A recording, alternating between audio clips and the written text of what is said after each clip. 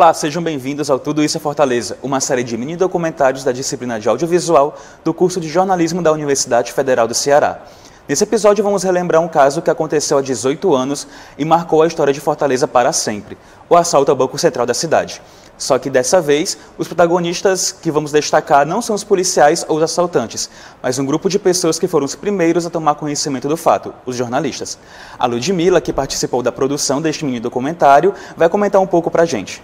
Exatamente. Nesse projeto, nós entrevistamos 4 profissionais da comunicação que apuraram diretamente o acontecido. Confira a seguir. Este é o cenário do maior assalto a banco já realizado no Brasil. A casa de fachada verde foi base da quadrilha durante 3 meses. O alvo era este prédio, a sede do Banco Central de Fortaleza.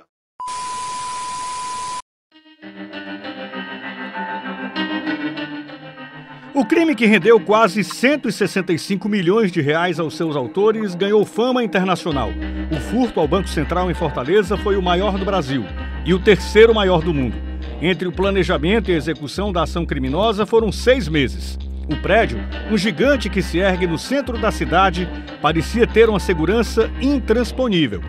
Parecia.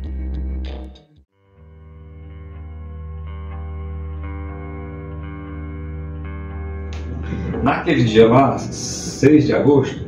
8 de agosto de 2005. Chegou uma notícia no jornal, né? O pauteiro, o editor de cidades na época era o Carlos Elias. Esse cara está em Brasília hoje.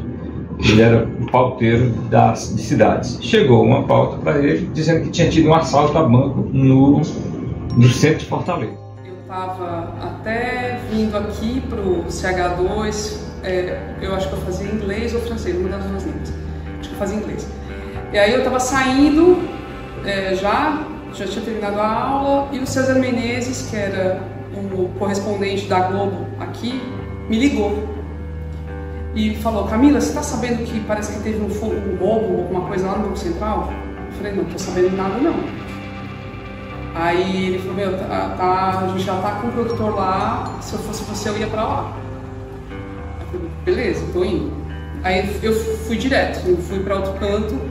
Quando eu cheguei lá e encontrei o produtor, né, tava o Adriano Muniz, produtor da Verdes Mares, fui conversar com ele e ele me falou que tava rolando, tinha chegado essa história de que tinha acontecido um furto, ninguém sabia o valor ainda, mas tinham roubado a caixa forte do banco. Eu acredito que tenha sido uma das primeiras pessoas a saber que tinha acontecido alguma coisa no Banco Central naquele fim de semana.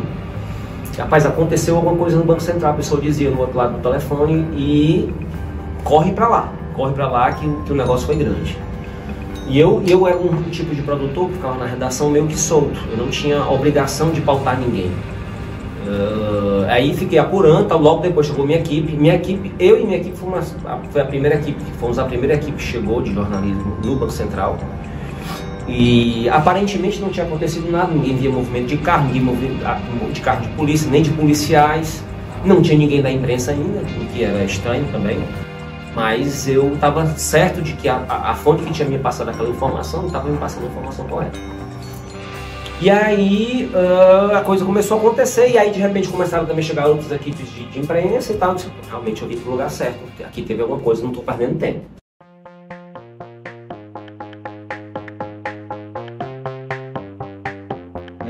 Nessa hora a chefia de redação já estava acionada, de todos, já estava dizendo assim, era o assunto do dia e tal, não se tinha uma primeira informação bem solta, mas assim, a cobertura, e aí vamos botar gente, e se espalhou gente para todo canto, Polícia Federal, Civil, o local, outro local, gente por telefone apurando, e virou de repente o jornal inteiro estava envolvido na pauta. E aí imediatamente descobriram que tinha um túnel, que o túnel saía de uma casa, aí pronto, ela veio sair correndo desembestadamente para essa casa no quarteirão seguinte. Essa é a vantagem de você não estar com câmera, com microfone, com nada, porque você faz o que você quiser. Então sair correndo sozinho mesmo. A distância de 80 metros foi percorrida por baixo da terra. O Fantástico teve acesso com exclusividade às fotos feitas pela primeira equipe de policiais federais que entrou no túnel. Fui correndo, cheguei os primeiros a chegar na casa e aí, a partir daí, já comecei a conversar com moradores, comerciantes da área. E a coisa foi se desenrolando. A gente foi pra rua fazer um pente fino, né, no entorno da casa. A gente pegava um raio lá e saía fazendo esse entorno. Como, né? E aí eu fiquei, o Cláudio, onde é que ele ficou? Eu fiquei na 25 de março nos bares. Qualquer local que a gente pudesse puxar alguma informação do cotidiano desse povo lá dessa casa. Onde supostamente eles poderiam ter bebido lá, ter almoçado lá, não sei o que, papapá. Então a minha história era ficar lá, fui sem crachá, né? Fui sem crachá lá. Estava sentado no bar, conversando com o dono do bar. E o cara, quem estava tentando, teve um assalto aí, né? Papapá, conversa mole. Pediu uma Coca-Cola, não sei o que, papapá, ficou ali. E o cara foi dizer, não, aí o cara começou a dizer, ele andava aqui. Eu digo, ele quem? Aí disse o Paulo Sérgio. Paulo Sérgio era o Relações Públicas da quadrilha. Era o único rosto, foi o único rosto que inicialmente apareceu da história, que era aquele rapaz de gorro, daquela foto de RG, ninguém sabia qual era o rosto da quadrilha, só tinha um dele. Sim. Ninguém sabia quem era, e só quem, no caso, tinha visto esse cara foi o rapaz do pai. A partir daí, a tarefa dos investigadores, num trabalho que uniu Polícia Federal, polícias civis de alguns estados e Ministério Público, era identificar o suspeito. Ou tinha equipe, ou os jornais aqui, né, os jornais locais, o Povo, o Diário, todos tinham equipes, várias pessoas que estavam ali, se revezavam, cobriam, e no primeiro momento era só um local que a gente tinha que estar, que era basicamente ali a casa onde teve o fogo, aliás, de onde saiu o buraco, né, e o Banco Central, tudo pertinho. Depois já começou a ter que ir para a Polícia Federal, uma casa onde eles esconderam parte do dinheiro em carros, aí também foi descoberta logo na mesma semana, e aí também era outro ponto, então eu tinha que me desdobrar em 3, eu sendo só uma. Então foi muito louco, Então quem estava lá o tempo todo teve o acesso mais rápido, então a gente teve o acesso rápido, tinha vontade de entrar no buraco. Foi só por curiosidade, não tinha nada, não precisava entrar. Mas, porra, eu disse assim, caramba, eu tô aqui enfurnado nessa cobertura, né, assim, tô dando minha vida aqui, eu não falo com ninguém, eu tô dedicado 100%, tem um buraco aqui na frente, eu vou entrar também. Quando veio à tona o valor que era o maior furto da história do Brasil, aí o pessoal em São Paulo pirou, né? Falou assim, não, esse é o investimento, esse vai ser manchete de caderno, não sei o quê. Aí queria um monte de coisa, porque assim, aí queriam que eu fizesse infográfico, que fizesse uma matéria principal, coordenadas e tudo, tinha um monte de coisa para falar, com tudo que fosse possível. Então, aí eu tinha que responder essa demanda, então foi muito corrido, porque eu estava sozinha. Enquanto a maioria ali tinha equipes, né? Então era pesado, assim, mas era até o limite do fechamento. O fechamento do jornal, eu tinha que mandar a matéria no máximo umas 6 horas, 6 e pouco da tarde, era isso, era de 8 da manhã até as 6 da tarde e ficar ligado se tivesse alguma autorização. A gente passou o dia inteiro de lá dando informação ao vivo, ia chegando informação e a gente ia dando, né? Durante a programação, durante os telejornais, e eu fiquei lá o dia todo, sem tomar banho, sem fazer nada, sem almoçar, sem fazer nada.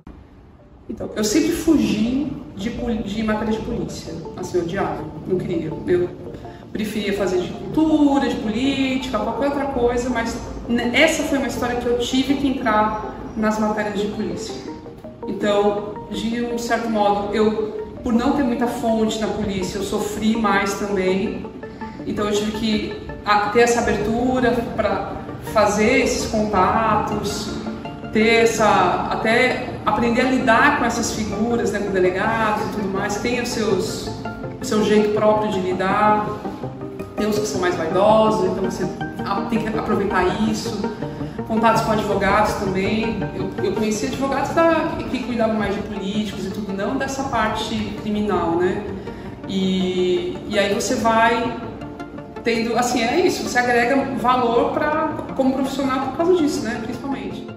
Mas a partir do Banco Central, o Adriano pode ser um chefe de reportagem, porque essa coisa de coordenar a equipe na rua é a cara dele, porque ele demonstrou isso no Banco Central. E aí em 2006 eu já comecei a ocupar cargo de chefe de reportagem e de gestão, e de lá para cá, hoje nós estamos em 2023, eu não saí mais de cargo de gestão. Fui só mudando, até chegar a ser dono de empresa. Assim, foi muito intenso, muito diferente, muito novo, né, para nós, assim, do Ceará. É porque essas coisas de crime organizado, essa coisa muito quase cinematográfica, era uma coisa muito nova para todos nós aqui do Ceará, né? Isso acontecia muito em São Paulo, talvez, não nessa proporção, porque o furto foi uma coisa nova para o mundo inteiro. O modus operandi que eles chamam, né? Por causa de uma situação de crime, né, e tudo mais, Fortaleza ficou muito famosa, assim, né? Em termos mundiais, assim, a referência de um local. Sei lá, tinha um monte de coisa acontecendo no resto do mundo, mas tinha um caso aqui estrondoso acontecendo no nosso quintal. E a gente não podia negar isso, porque todo mundo do mundo todo estava olhando para cá.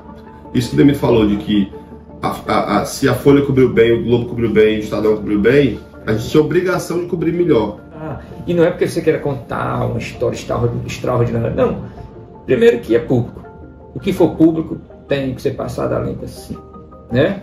O que for público. E o jornalismo, ele se sustenta não financeiramente, estou falando, a história dele é, sim, fiscalizar o que é público. E acabou essa conversa, né? Ninguém é juiz, ninguém é promotor, ninguém é delegado, ninguém é procurador, a gente é jornalista.